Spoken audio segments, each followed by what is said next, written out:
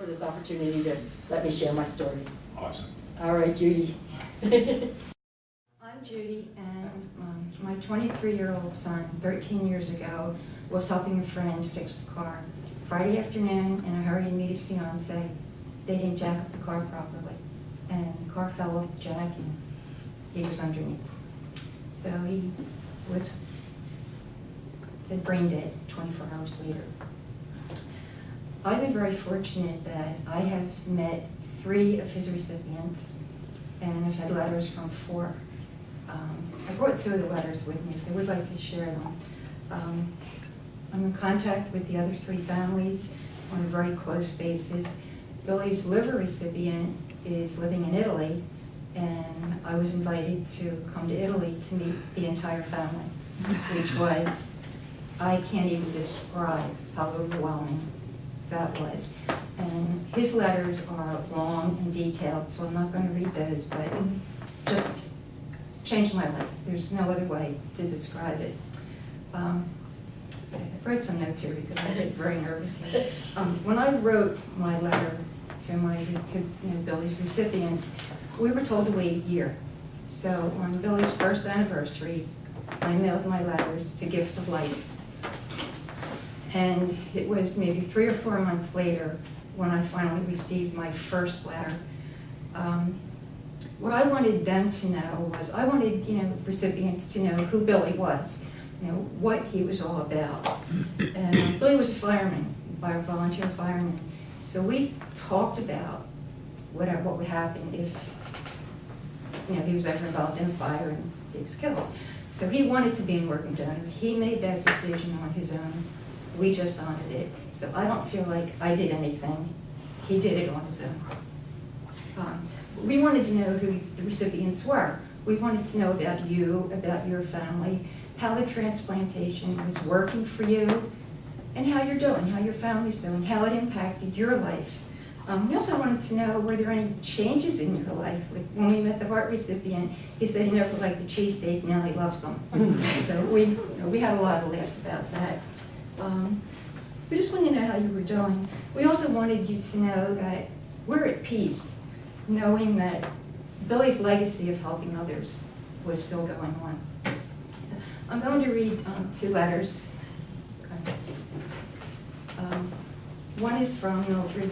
Unfortunately, Mildred has passed away. I just found out recently. But she was the last letter that I received. And I don't have the letter from her daughter, but her daughter wrote me a letter also saying it was hard for her to write at first, that she was too emotional and a lot of guilt. She felt guilty because she was alive and my son wasn't. And I wrote back and said, please don't. I mean, things happen and we're glad you're alive. So this was the letter. I do apologize for the time it has taken to receive a response to your amazing letter. My name is Mildred, and I'm a recipient of your son's kidney. It was no surprise to read of your son's motivation and creativity. What an amazing young man. I'd like you to know what your son's gift has brought to me. I was a dialysis patient for quite some time prior to the kidney transplant. As grateful as you are for being alive, there's so much taken from you being on that machine. Having to adjust to your new way of life and all the restrictions are very difficult, not only for me but my family. Support, love, and hope is what carried us through those trying times. To receive that phone call and hear that you have a match is a feeling I will never forget. From the moment I received that call, I felt very peaceful. The surgery time was not that long, and much to the surprise of the doctors, I was producing urine in the recovery room. Since the transplant, there has not been one single problem with the kidney. They told me that there could not have been a more perfect match. There are truly no words to express what your son has given to me. Every day, I wake up and look to the sky and say thank you. Thank you, Billy, for giving me my life back. And I'd also like to thank you for sharing your wonderful memories and warm thoughts of your son. May God bless you always. Okay, the other letter, I'm going to try and get through this. This letter is from Billy's heart recipient, and this was received, well, 12 years ago now. So since then, I'll read the letter, but since then I want you to know George has walked 3 daughters down the aisle, and last year got to hold his first grandchild. and he's in perfect health. My name is George. I'm now 44 years old, and I've been married to my wife Donna for 18 years and have 4 beautiful children. On September 12, 2004, I received a heart transplant thanks to the enormous generosity of your son Billy and your family. My illness was like a bolt from out of the blue. Last summer I had a head cold that eventually went to a chest cold. By late August I was feeling really bad. August 26th I went to the local ER because I was short of breath. There I was told I was in congestive heart failure and was transferred to a very large hospital. The news was grim, but we hoped medications would help. It soon became clear that my only option was a transplant. On September 7th, I was officially listed as someone in need of a heart. That day I was status 1B. It meant I would be sent home to wait, but needed constant drugs to survive. The following morning I suffered a big crisis and was moved immediately to intensive critical care, and my status became the highest, 1A. 4 days later I had my operation. We were so happy to hear from you and learn about your son.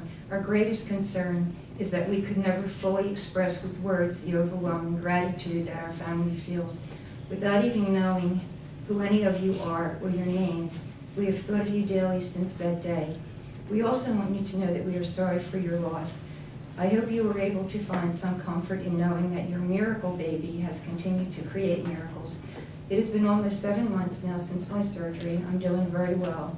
As a result of this miracle, I was able to celebrate my 18th wedding anniversary 1 week after surgery. I celebrated my 44th birthday in February, and this June I will now get the chance to see my oldest child graduate. Not only will I see her graduate, but I have been blessed with the opportunity to see all of my children grow. It's funny, Billy and I share a lot of the same interests. I was a car mechanic for almost 18 years, and one of my favorite hobbies is to spend time outside doing projects in garden or yard. We've also lived in 2 handyman specials. I told them that Billy liked to renovate things, so that's where this part comes in, and they like to do the renovations themselves. Billy sounds like a genuinely caring and giving person. What a blessing to have him for a son and a brother. I will do my best to carry on as the same type of person so that his legacy of giving goes on. My family and I would like to thank you for your letter. We will all now carry the memory of Billy. We would also like you to know that should you decide you would like further contact with us, whether it is through the Gift of Life program or exchange of phone numbers, we are here for your family. Cut out a little bit of that. But we did meet George and his family, and they join us for the Dash every year. I met Earl, who had Billy's kidneys, and his family, and they also join us for the Dash. And Nano, who lives in Italy, he was flown over here to see us, and as I said earlier, we've gone over there to meet his family. I have numerous letters. I have, with this lady over here is a binder. I have a binder with all the letters. I miss my son every day, but I do find comfort knowing he's still alive and other people. And when I see them, it's just an overwhelming feeling. I just went on a little funny thing. The first time my family met George, the heart recipient, my brother is 6'5". George is about 5'10". My brother walked up to him and said, "I'm Judy's brother, Steve. I hope you don't mind, but I can't stop myself." He leaned down and he put his head against George's chest to listen to his heart. I have not been able to do that yet. But we have a dinner date in the middle of November. And George said the first thing you're going to do when we meet is you're putting your head on my heart. Or your son's heart. And that is what I'm looking forward to right now. Good job. Thank you. Diane? Next we have Leah. Hi, Leah Zinker, and this is my husband, Alan, who was a cornea donor. He had stage 4 lung cancer. In the hospital, it was quite difficult. He had survived the cancer for 8 years, and then he got a reoccurrence, and within 31 days he was dead. Back and forth to the hospital 3 times, home twice. Refused to come home to die because he knew that's where I needed to live.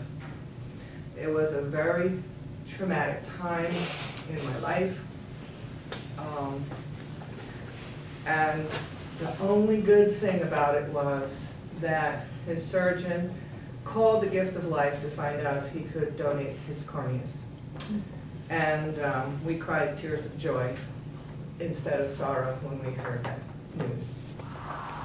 I come with a very different story, walking a very circuitous route to get to this panel today. The person that got me here today actually is not here today. He's a member of your organization. He's a heart transplant recipient. He is not my husband's recipient. I met Bill Salloway on October 10th, 2015. He was there with his fiancée Kathy so that he could participate in 2016 Transplant Games of America in Cleveland, Ohio. I don't like to see anybody sitting alone, so I sat with him, and he's a very personable man, very funny, very grateful for his gift. He was planning ahead. He would be a year out exactly when the games started in June. By the end of that meeting, we exchanged telephone numbers and email addresses because he asked me to help him to write his letter to his donor family. He thought that my feedback would be important in his letter. He wanted my unique perspective as a donor wife. I was kind of taken back because I never received a letter from my husband's recipients. I never wrote a letter. But here was a man, a complete stranger, and his personality was just bigger than life, and he just convinced me that this was something that I needed to do, and that we could do together, we could collaborate. So we met 5 days later because we actually lived a town apart. I couldn't believe we lived so close, because there were people from Harrisburg at that meeting, Delaware at that meeting, and who would figure we would be neighbors. So he showed me his letter at that restaurant, and all I could think was, oh no, don't say that. Oh no, don't say this. Oh my gosh, I can't believe you said that. I didn't say it, didn't come out of my mouth. Instead, what came out of my mouth was, let me think about it. Thinking that it would take me forever to compose a letter, I was absolutely shocked when 2 days later I emailed Bill my letter without any revisions 2 days later. Unknown to me at that time, the real catalyst for that letter was the holidays that were coming up, because Thanksgiving was coming, and Christmas, and the New Year. My husband died in the middle of November before Thanksgiving. I remember how I had to celebrate those holidays without him. And those feelings gave birth to that letter that I wrote. They just seemed to flow out of me. I was just amazed that I wrote this letter. And then I realized that it was a letter I wanted to receive, but never did. And I was flabbergasted because I had not wanted to get a letter from my husband's recipients, because I just was in too much pain at that point in time when he died, and I never wrote to them. But this letter suddenly was so easy for me to write. And I called Bill today, and unfortunately he's not able to be here because he's a very active man, has a lot of different interests, and he's getting an award from somebody somewhere. Help Hope Live. So he's not able to be He sends his regrets. He's being honored for his service by Help Hope Live tonight. Otherwise, he'd be here. And I promised him Congratulations, Bill. we're recording this so he'd still get to see it. Bob Goodman is with his wife, who's celebrating her birthday tonight. Sends his regards. Can't wait to see it, etc. So there's a lot of other people who wish they were here. Sends their best. Continue, please. Well, I did ask his permission, and this is the letter that I sent, part of the letter that I sent to him. As this Thanksgiving holiday rapidly approaches this year, I have a new heart from your loved one to be thankful for. And thankful I am every day for the second chance that I have to live life because of your decision to donate your loved one's organs. At the same time, I know the heartache that you and your family members must be feeling, as every day that passes may bring a birthday, anniversary, holiday, or another day of grieving the loss of your loved one. Be assured that your unselfish decision to donate at the time when you were clinging to the hope of his recovery has fulfilled its purpose. All I know about your loved one is that he was a male, not his age or anything else about him, which makes writing this letter so difficult to you, his survivors. If your loved one made the decision for himself, or you made it for him, I and my family thank you from the bottom of our hearts. I am hopeful that you will allow me to send letters to you. There is much I want to say to you. Thank you is the most important thing that I want to say in this letter. I want you to know that I think about your loved one every day of my new life. I am hopeful that this letter has not added to your pain, as that was not my purpose. It is to tell you that you have made the right decision about donation, and in doing so have honored your loved one in more ways than you will ever realize. His heart, his essence is still beating strong. He does live on, albeit inside of me instead of with you. I would like to know more about him. If you are willing to write me a letter, I am hopeful that you will be able to do it when the pain of grieving him eases to a more tolerable level, or the idea of writing a letter back to me is not too overwhelming for you or other family members. Whenever you are ready, I am waiting. Your loved one and his family are forever in my heart and prayers. Bill. Now, I did that, and then it's sort of like giving birth to a baby. 9 months later, I decided I was ready to write a letter to my husband's recipients. And I'll read you a little bit of that letter. My name is Leah. I am the widow of Alan, who died in 2007. We cried tears of joy instead of sorrow when his surgeon told us that his corneas were able to be donated. As I understand from the letter that I received from the Lions Eye Bank of Delaware Valley, 2 men in New Jersey benefited from Alan's gift of sight. That was enough information for me. Over the past 9 years, I have never received a letter from his recipients. To be honest with you, I wasn't really ready to get those letters. And I wasn't ready to write my own letter either, because it was too painful. Just knowing that a small piece of Alan was still alive through other people was comfort enough for me. Alan not only gave a gift to you, a stranger to us, but to my surprise, he left a gift for me too. It was the Gift of Life donor program, where I received grief counseling and bereavement literature. I joined their Hearts of Gold donor family support group. I met others like myself who were trying to move forward in our lives without our loved ones. Through the Hearts of Gold, and in particular Diane Milborn, I became a member of Team Philadelphia only 3 weeks before the 2014 Transplant Games of America were held in Houston, Texas. To be completely honest, I only went because I had relatives in Houston. But during the opening ceremonies, when I marched into the stadium under the banner of donor families of Team Philadelphia, I was emotionally overwhelmed. This was my first experience meeting any transplant recipients, and there was a whole stadium filled with them. I felt like each one of them was Alan's recipients. They were all standing and clapping, yelling, "Thank you," and blowing kisses. I was crying and I was holding my chest so that my heart wouldn't jump out of my body or burst from all of the love and appreciation that I felt from them. A more experienced donor mother helped me to walk around the track to our seats.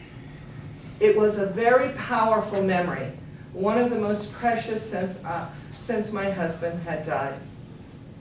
But it wasn't until after I attended the 2016 Donate Life Transplant Games in Cleveland, Ohio, that I realized that I was ready to write this letter to you.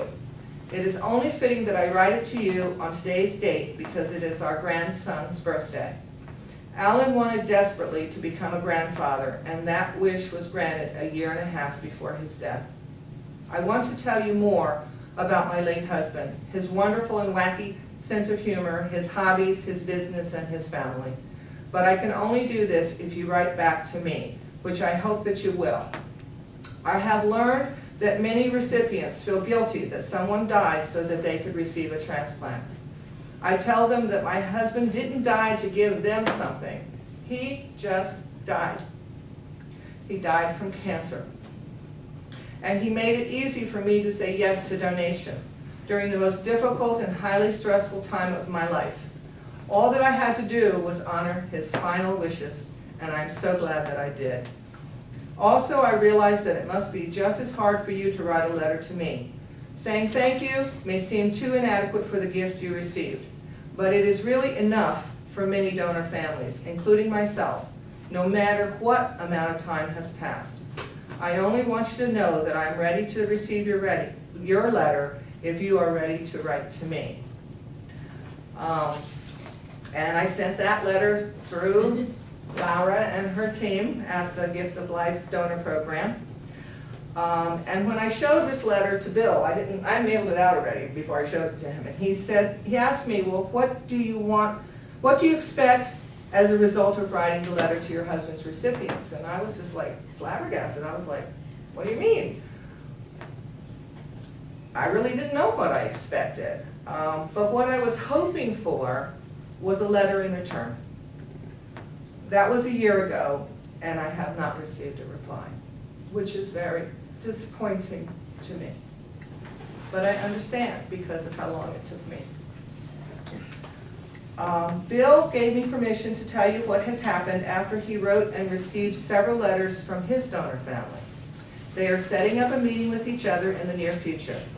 He did tell me that he has heard some horror stories of recipients who reached out to their donor families and it didn't go well. He feels confident that with the Gift of Life donor program's exchange of letters, policies, and monitoring will make their initial meeting a more positive experience for all of them. At the 2016 Transplant Games, I met one donor mother who travels to the games with her late son's kidney transplant recipient. She showed me many photographs of holiday gatherings and several vacations that she and her husband have taken with some of the other people who received major organ transplants as a result of their son's donation. So there are many happy endings too. And the people here on the panel have shared their happy endings. In conclusion, I want to share one of my experiences which I hope will give you something to think about.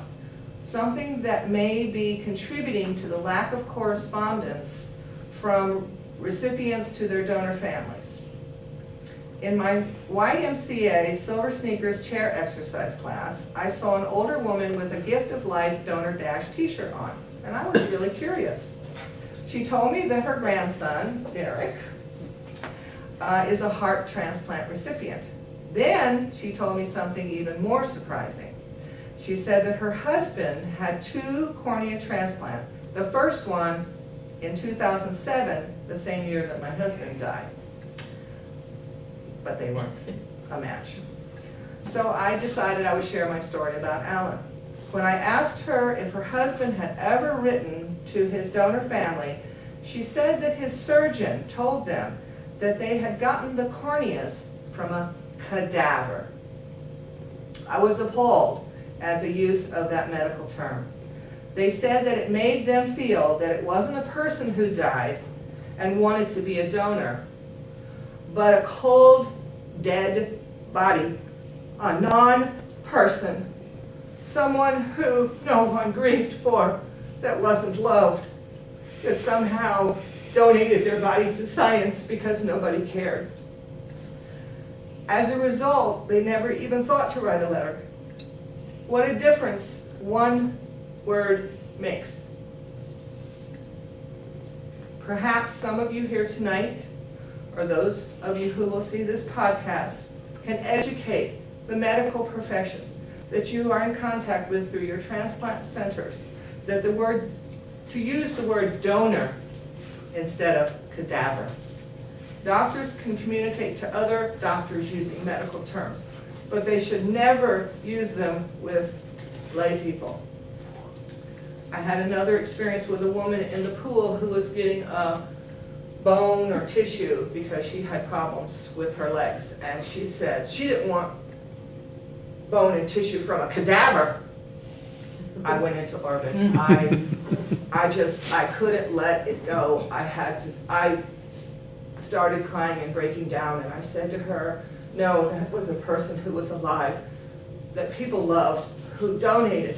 And it's important to those people that their loved one, a piece of them, whether it's a bone or tissue or cornea or a major organ, that their loved one is still going forth in life and doing good. I said, please, don't think of it that way. I said, think about it as a person who is donating to you something you need. And she apologized, and she, my conversation made a difference for her. So, my message is very different. I don't know who the recipients are. I wasn't, because of how traumatic my husband's death was, I wasn't ready to do anything. And I picked up those pamphlets year after year, and I was going to do it year after year. And it took Bill Salloway and this collaboration, which is what I'm hoping this podcast and the members that are here understand, that you don't have to do it alone. You can find people like me who have nothing to do with you and your transplants, but who know what they want to hear in those letters. And we do want to hear from you. We don't want to interfere with your lives. We don't want to be invited to Thanksgiving dinners. We just want to know that the gift lives on, and like Diane said, a thank you note is what we do. Thank you. Thank you, Tom. All right, Marquita, you want, buddy? My name is Marquita, hashtag proud donor mom. May 31st, 2014, my 13-year-old son had an asthma attack and went into cardiac arrest. What's his name? His name is Marquise Wood. On June the 7th, we pronounced him brain dead.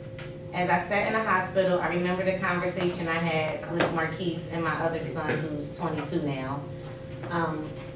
I found out in 2008 I had lupus, and we had no idea what it was, so we started researching. And in reading, Marquise read that I may need a kidney. I told him, he asked me what that meant. I said, oh, if I need one, I can just go to the hospital and get one. I'll be all right. So just remembering that brief conversation I had with Marquise, and the doctors constantly keep telling me that he's brain dead. I asked my aunt what did she think about organ donation, and she started crying. So I thought, well, maybe I'm not doing something good. I'll talk to my nurse in the morning when she comes, because she was a really nice nurse at CHOP. When she got there, I talked to her about it. I said, because everything's working but his brain, right? And she's like, yes. And I'm like, I'm trying to understand. And I said, well, I want to donate his organs if everything is working, but I don't know how that works. I just said yes when I was 16 because I had to get out of there. I was going to get a new car, so I just said yes, but I didn't really know how it worked. So they got me in touch with the beautiful people at the Gift of Life. They sit you in a room, they give you a paper with all the organs and tissues, and they just, they tell you, do whatever's comfortable for you. So I went with his heart, his kidneys, and his liver, and in doing that, he was able to save 3 young men's lives. So there's not 4 grieving moms, there's only 1, and I'm big enough to handle that. I'm probably one of the luckiest moms. 2 months after Marquise passed away, I received my first letter from his heart recipient's family. At the time, Noah was only 11 years old. His family has had like 5 or 6 hearts. They have some heart disease that runs through their family, so they're like Gift of Life people. And that night on June 7th, when I got the call, we pronounced him dead 7:34 a.m. I received a call from one of the coordinators at about 11 o'clock that night and said, you know, everything I asked for was able to be recovered. We were gonna wrap Marquise up and, you know, get him ready for his next resting spot. And I thought, wow, I figured they had got their stuff. I wasn't gonna hear from the Gift of Life ever again. But to have that call and for them to tell me that everything went good was really great.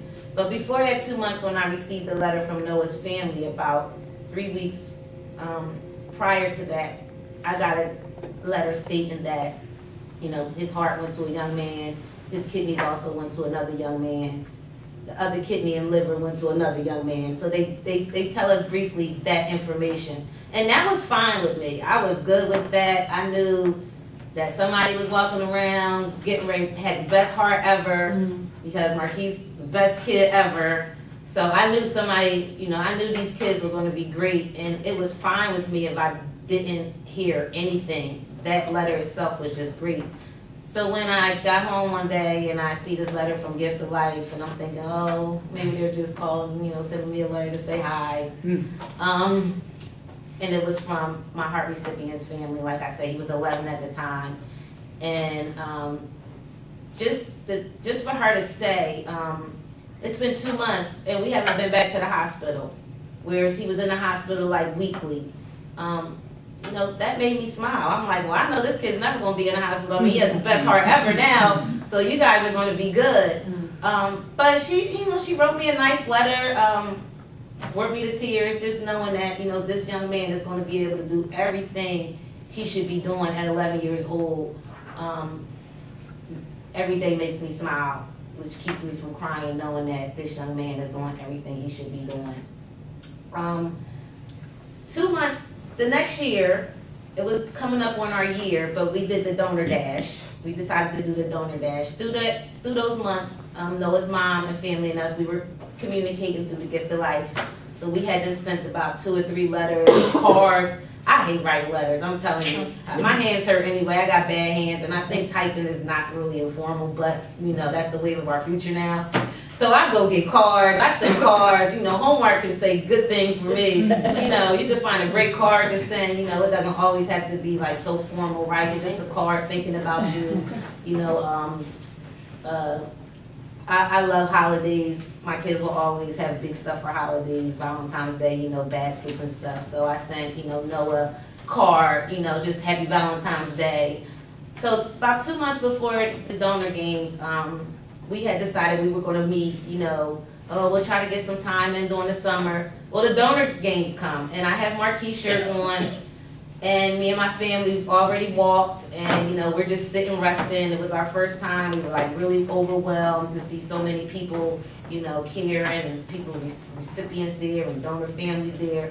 And this bald guy just keeps walking past us, and we're like, did they check the Megan's list for this guy? And we're just like, what's wrong with this man? Why does he keep walking past? He's not saying nothing, he's just like walking past, looking at us, and we're just like, maybe we should go. He walks past again, and he's like, thank you. And, you know, a lot of recipient families thank us, so we're like, you're welcome. But something in my head was like, something's going on with this guy. So I said, excuse me, sir, can I ask you, why are you thanking me? And he said, I'm Noah's dad. He's 6'1", he busts out in tears. We're already thinking he's a crazy guy. So imagine this 6 guy boy, he's busting out in tears, and he's just grabbing me, holding me really tight. And I'm just like, it's taking me a minute to like know his dad, like, what is going on here? And I turn around and here's this kid, not even a full year, had just ran a 5K. And I'm thinking, Marquise didn't even run up the steps. How did he make it to this 5K with this heart? I'm like, are you sure he's got the right heart? Because my son was lazy. But one thing about Noah's mom that I really like about her is she says Noah's lazy too, but she will not let him be lazy. She will make sure every day he does something to honor Marquise. If it's even, she said, if it's even running his vacuum cleaner on the floor, he's gonna get up and do something to honor Marquise. And, you know, I'm very lucky over the last 3 years. We have been out plenty of times with his family. I've watched him play football, basketball. He's taller than me now. He's 13. And he's just doing so awesome. He's only going to the hospital, you know, just to get his routine checkup that you guys gotta get for the heart. And that makes me smile. Within that year, I was also able to receive a letter from Marquise's left kidney recipient. He's 8 now. He was 6 at the time. He's 8 now, and he's the cutest kid that DuPont could ever have on any of their commercials. So I've had the pleasure of meeting his mom, who's, if she thinks that I'm great, she's great, because she has like 4 foster kids, and they're all needy, and she is doing her thing. I mean, Marquise with his asthma had me going crazy in the hospital twice a month, 3 times a month. So I don't understand how she does it with all these foster kids, but she is doing her thing. So, I'm also very proud to know him and, you know, have been seeing him doing all the stuff they do for the Kidney Foundation at DuPont Hospital. So that makes me proud. My last recipient has his liver and his other kidney. We have just written our last letters, so our next letter should have phone numbers, emails, and all the correspondence so that we can now communicate ourselves. He's 11 years old. He's doing excellent. Hasn't been in the hospital since he's had his procedure. So, you know, my story is all young boys who, you know, I hope have 10, 15, 20 years, 30 years, you know, are able to, you know, grow up and have children and, you know, do all the things that they should be doing, that Marquise would want to be doing. And, you know, their moms make sure every day they do something to honor Marquise. And, you know, I love it. I love it. What do you have there, Marquise? This is just something we made at one of our Hearts of Gold. You know, I just carry it around in my pocketbook. It's a little poem that one of the ladies up there had that I cut out. And it's just a little poem and a picture of him. You know, I carry it around, you know. Hold up the picture of him. I don't do too much crying anymore because, you know, I'm just proud of my decision and proud of these young men doing, you know, everything they should be doing. So my tears are less these days. Just knowing that, you know, I have a hero. I finally gotten his plot done. It has the Gift of Life emblem on it. So, you know, even though my son was 13 and still had so much time, so much things he could have been doing, and keeping these other 2 kids I have on track would have been like his really goal, because these other 2 I got. Whew. But yeah, my reason for still being able to smile and keep moving on with my life was because I have a hero, and I have 3 young men that are letting me know that my decision did not go in vain. So, and one of the things I like to tell the recipients, you know, even if you don't receive a letter back, you know, wake up every day and just honor them. You know, everybody's different. Everybody's grieves different. And then you have some families who, it was on their family member's license and they really didn't prove it. So probably that's why they're not writing back. But they still honor their person's wishes. So if you never receive a letter back from your donor, I wouldn't take it as though, oh no, I'm hurting their feelings, you know. It's just that everybody grieves different. Everybody's not a Marquita who's excited to see a letter and can keep it moving knowing that it's a letter. You know, some families might not have approved of it, but because that was their family wishes, you know, it's harder for them to write back. But if you just wake up every day and, you know, be glad to have that second chance of life, that donor is the one watching over you, not their family. Mm-hmm. So, you know, you don't ever receive a letter back from a donor family, I would say don't be discouraged, don't be upset. That person that gave you that gift is the one watching over you. So you have to do right by them, not by a letter. We have 2 other donor families here that weren't on the panel, but would you care to share anything from your experience? I did, 3 years after my husband's death, I did receive a letter, anonymous letter. What did he donate? Tissue, bone, and cornea. What's his name? Dave. Dave. And it was like 3 years after he passed. I got a letter saying they used his bone A fella had cancer in his jaw, and they were able to use his bone to replace, but I haven't answered. I just don't know what to say. Several thoughts come to mind as I heard some very touching stories and their beautiful sharing, and I know how tough it can be to go back and relive those memories and certainly to share them. And it is only a special gift when you share tears with a friend. Okay, so when you tear up and we tear up, we're family, no question about it. Does anybody have any questions I'd like to throw in there? I've got a bunch of comments, but I just want to open it up. Bob and Sue, as donor and recipient, they communicate all the time. So. I can speak with her. Have you ever written her a letter of thank you? I'm sorry, can we take a... Very good. Excellent.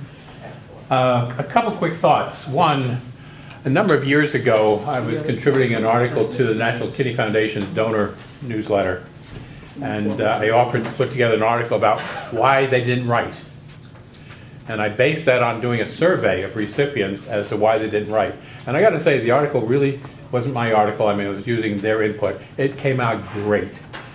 There was supposed to be a companion article that followed up. Some donor family said, well, I'll do it from the donor side. I don't know that ever happened or not, but I do have the original article. So, Diane, what I'll do is I'll send it to you, and you can share it with your whole group, okay? A couple of things that really came out strong in that is, one of the problems with many recipients have in writing that letter, they want it to be perfect. You can't get it perfect. Can't tell you how many times they write it, they rip it up, and you know, the advice of just say thank you. It's not enough. You got to say more than that. And it can be years later, and you know, I don't want to put anybody on the spot, but anybody want to share on the other side of that briefly. I did suggest to Diane that we might put together a panel, if their hearts and goals are interested, of recipients who talk about their experience in trying to write that and receiving a letter, et cetera, et cetera. It'd be an interesting companion to this video. But it is a real challenge, as you know, to write, and it's even more so on the other side. One, there's a fear that my life is not perfect. I'm dealing with some issues, medical issues. I don't want the donor family to see what happened to their donated organ, for example, their loved one's organ. If somebody dies, you know, the family doesn't want to write because they don't want you to know that it's no longer around. Well, hey, we're all going to die someday. I can remember a lung recipient here that was brought up in an interview, and she was undergoing rejection, and there was nothing they could do for her. And the reporter who was doing a story on a child who had a heart transplant, and she was supporting that child, said, so, you know, it didn't work for you. She said, oh no, it worked. She said, if I had to do it over again, even for one day, I would do it again. And so it's those fears that prevent people sometimes from writing to a donor family. And I can tell you just personally, as you've shared your own experiences, a number of experiences where the letter just didn't get to the other end. They wrote it. They write it regularly, you know, every year, and they don't know why the donor family hasn't written back. But as Pam said, there really should be no expectations on either side. If you get that letter, it's a gift.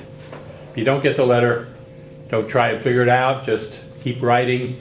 And as Faith Carlin would tell you, it was, I think, 10 years after her writings that kept going on that finally the mother of the donor got to see one of those letters.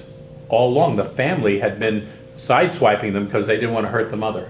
And when she got one of her daughters to respond, and Faith then got the communication going and eventually went out to Lancaster and visited them on the farm, and you know, was now part of their family in a sense. So every story is so unique, and every story behind it.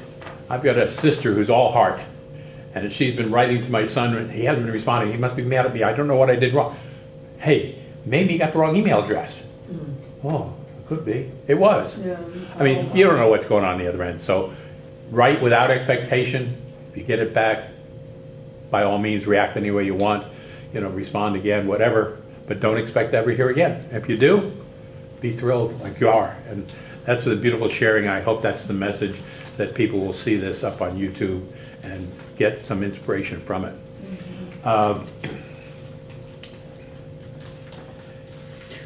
one of the comments that I've heard at transplant games was recipients were afraid to write to their donor family because they never wanted to meet them.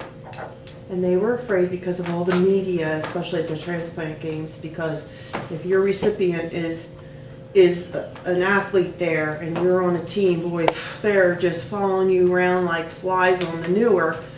And I mean, that's the story of the transplant games. And so they see that and they don't want that. They don't want that media for one reason or another. So they won't write just because of that reason. So I think we have to dispel that myth that, you know, and if you don't want to meet, you don't have to meet. It's just the way it is. The other thing that I would share from now 23 years of being in this environment and having many friends on both sides of the street is that connections happen in the strangest of ways. Have you ever watched one of these TV shows that has something like this? You say, that would never happen. It does happen, okay? It's usually, it may only happen once in a lifetime for somebody, but it happened and become part of a very strange story that you would say, that never happened. And so, I mean, I can tell you at least 10 stories of how coincidentally somebody driving through a neighborhood just felt like something's here and connects with their donor because it was in that block. I mean, strange things. The other thing that you briefly mentioned, and it's one of those things that we as recipients get all the time, is, you know, do you know anything about your donor, and is there anything that you inherited from your donor? And I got to tell you, we used to have picnics where we had the donor families and the Second Chance group together. And I can tell you, I had more than once where, knowing my interest in that, a donor mother would share a letter they just received from their recipient, connecting with some strange preferences of taste that their son had, for example. And they would share with me, and so I have a lot of these kind of stories. I have no such experience myself, so, but it's one of those fascinating things that if you do know your donor family and you know enough about, it's one of those things that you might or might not have coincidence, I etc. experienced that with my son's heart recipient. Now, were you the one that he liked bread? Yes. There it is, see? Yes. That was a picnic out in... Well, I didn't hear from my son's heart recipient. I had written 2 letters and I didn't hear anything. And it was like 3 years after that, and I received a letter, and it was actually from his wife, and she said, Eddie is having a hard time writing. I keep asking him, did you write to your donor family yet? No. I don't know what to say. I feel guilty. He was a young boy. I'm a 61-year-old man, and on and on. And she said, and we finally sat down together and wrote this.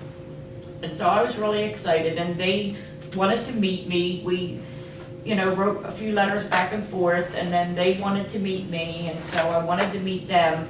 And the thing was, the first heart recipient I met was Jim Gleason, and it was at a picnic. And I had told him about meeting my son's lung recipient, and I had met my son's liver recipient. And I said, I hope someday to meet my son's heart recipient. And he put his big old bear hug arms around me and pulled my head against his chest, and he said, listen to this donor heartbeat and let it hold you until you get to hear your son's heartbeat again. And I bawled, but I mean, he was like, okay, there's my teddy bear for the rest of my life. But when I finally did go, my son's heart recipient lived in Trenton. I had never been in Trenton. I'm coming from Delaware. So I contacted my son's liver recipient. We had met and hung out and stuff. I said, you want to go to Trenton? Do you know how to get there? The heart recipient's there, and we've been invited to go. And she was like, yes, because her dream was to get all of Chris's recipients together at one point. So we went there, and when we knocked on the door, his wife answered the door and said, hi, Pat. We had never met. And Nelsa was behind me, and she stepped to the side, and Eddie was standing there, and he put his arms out, and we just hugged and cried and hugged and cried. Then we sat down and we talked, but I introduced her and I said, this is my friend Nelsa, because I didn't want to just slam her right in, as soon as you open the door, oh, by the way, you guys are connected. But, and we sat and talked for a while, and his wife said she had fixed lunch. So we sat down at the table, and that's when I said to him, I said, I'm really curious, is there anything different since you had the heart transplant? Anything different about you that is so far off base from before the heart transplant? And his wife started laughing and looked at him and said, tell her about the bread. And I looked at Nelson and I said, no way, because Nelson had heard all the story about my son with the bread all the time. And he said, from the time I woke up from my transplant until when I first was able to eat food, all I wanted was bread. Like bread with breakfast, bread with lunch, bread with dinner. And she said, this man never ate bread. If we go get cheesesteaks, he'd get his cheesesteak in a little cardboard cup. He didn't want the bread. He never ate bread. And I thought, wow, that's really strange. And then I told them how my son was like, he would fight his brothers over the dinner rolls on the table. His girlfriend worked at Wendy's, and he would go there when she closed at night to wait for her so he could walk her home, and she'd say, you want a couple burgers? And he'd say, no, just give me the rolls. And he would sit. So that to me was like really amazing.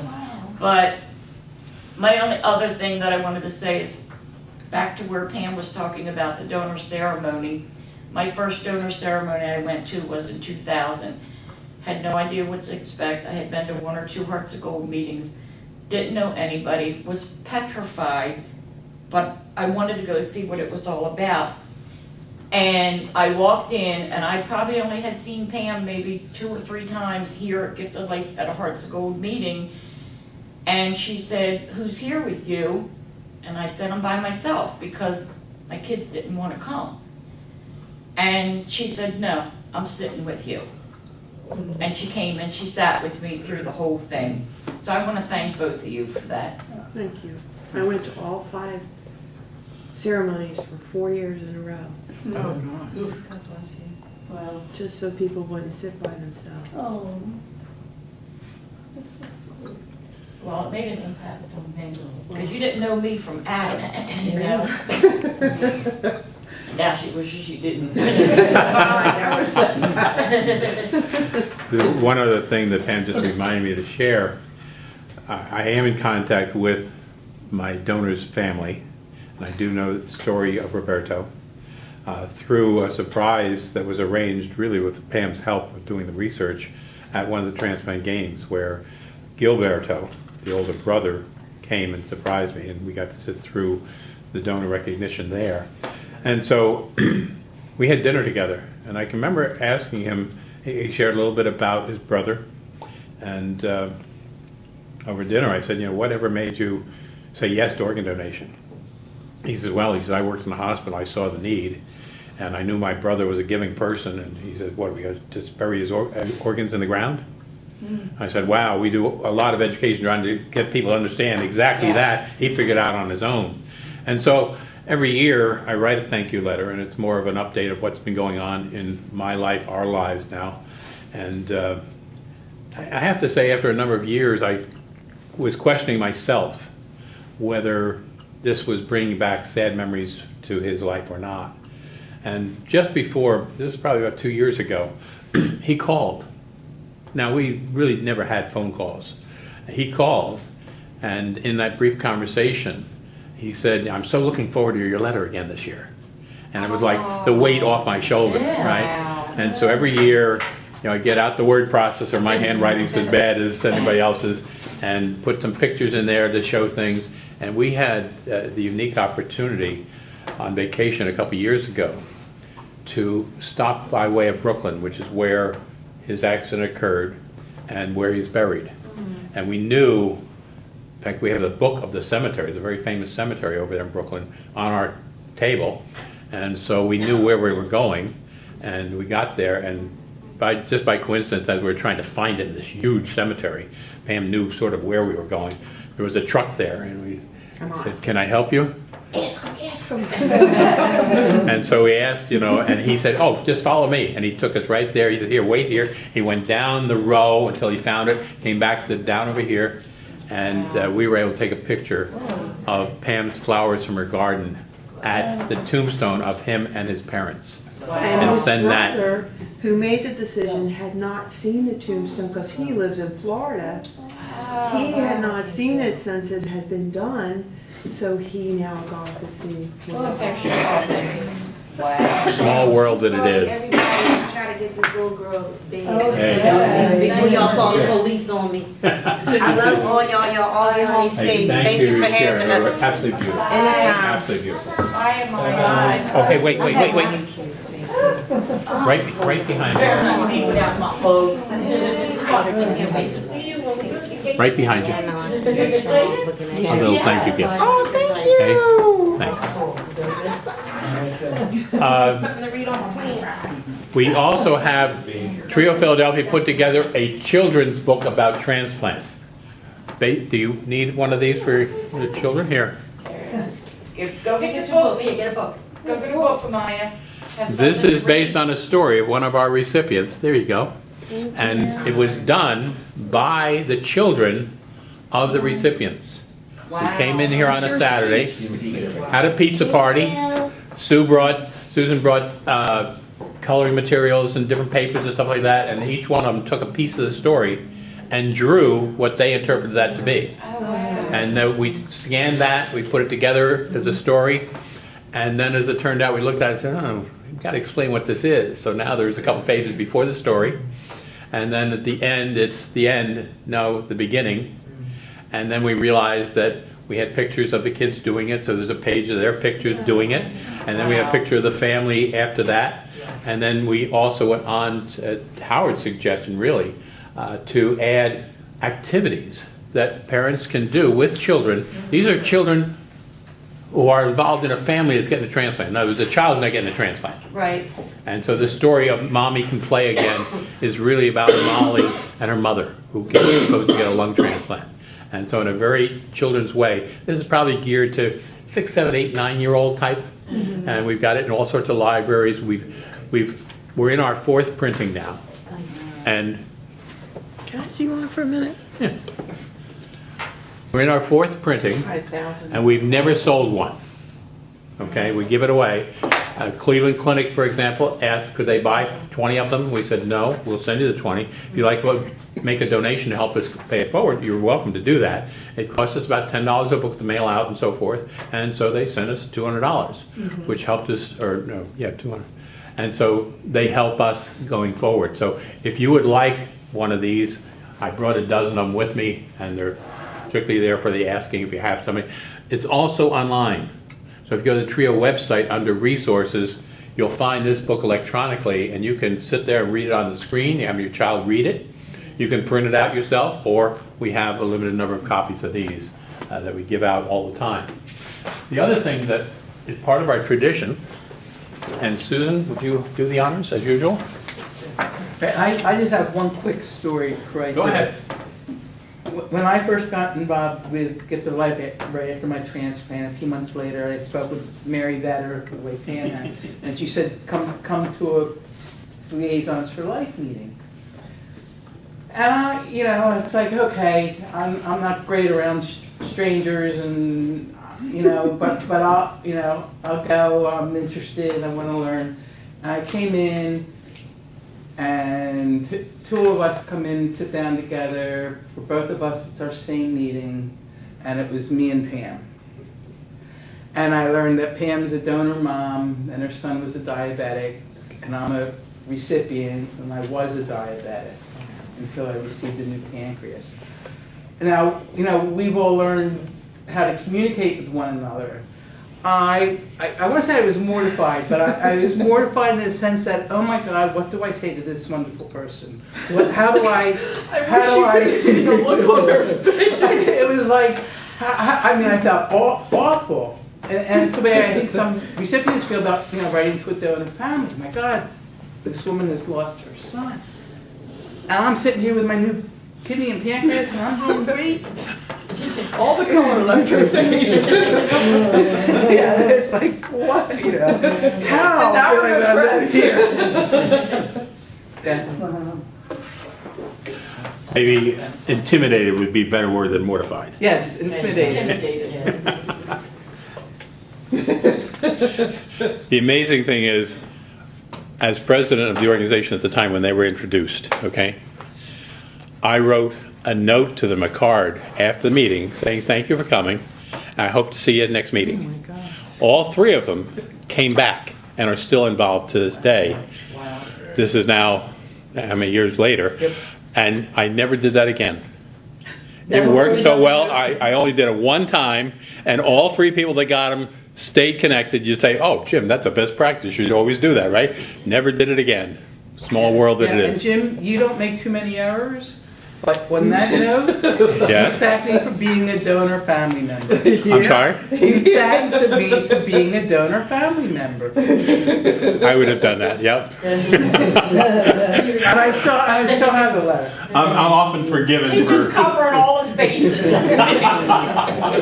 Well, I'm sitting there with Pam, you know, who he's remembered everything about. She's a donor family member. We must be friends. One of our traditions is to say thank you to our speakers with a book, an inspirational book. And so each one of you get one of these, thank you from us. And there's 2 different titles there. Thank you so much. Thank you. Thank you. Thank you. We hope it touches your heart. And Eileen, Susan, keep going. she, Thank you. and there's one for Pam too. You can take it home in the bag. We'll put it back in the closet. I'm not that sorry. Sorry about that. Sorry about that. Very good. All right. I would like to say thank you, Joe, to you and Pam, because you two are really, really important people in my life. And I have, when I did write back to Beth, this is my letter from February 2002. You both are in my letter because you came to my job and you spoke. Yeah. And I said that I came to Jim's speaker training and I said, I can't speak. And he said, yes, you can. I said, no, I can't. But I asked Jim and Pam to come to my job because I wasn't ready to share Ed's story, but they did come. Oh my God, it was that long It ago? was 15 years, well, it was 15 years, like 15 years I wrote this letter, and you're in my letter, both of you. So Pam, for knowing that there was a need for the Hearts of Gold, and you have no idea how many people, how much support the Hearts of Gold has given, you know, and it's because you started it. And Jim, you have been there for my 20 years too, and I am grateful. Amen for to that. Amen to that. Would anybody like a copy of the children's book? I would. Here. Yes, definitely.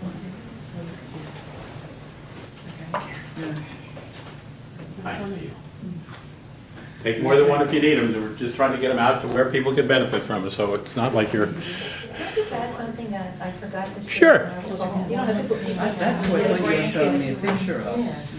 Go ahead. I know, Every that's Mother's his Day. donor. That's- Wait, wait. You're showing me the picture. This picks up really good. Go ahead. I'm sorry. Every Mother's Day, I received a Mother's Day card from Billy's heart recipient, and it's signed, you know, love George, Donna, the kids, with a big heart. Oh. And a little note inside the heart personally for me. I just wanted to share. I meant to say it earlier and I forgot. That's so sweet. Well, we thank you very much for your sharing. Know that this goes far beyond the small audience we have today, and people came up with the darnest excuses. You know, Elizabeth Rubin was going to be here, but she's in Paris with her husband celebrating the 34th anniversary. I said, boy, you come up with strangers, you know. And Bill, you know, he had to go get his award tonight, you know. But to tell him, Bill, more important, you come here, you know. That's right. But there's a lot more people that wish they could be here, but there'll be a lot more people. Huh? I've learned a lot tonight. Yes. It goes And both we've ways. met a new donor, a new recipient, and a new donor family. So Yep. that in itself is worth it. Always good, always good. Well, thank you very much.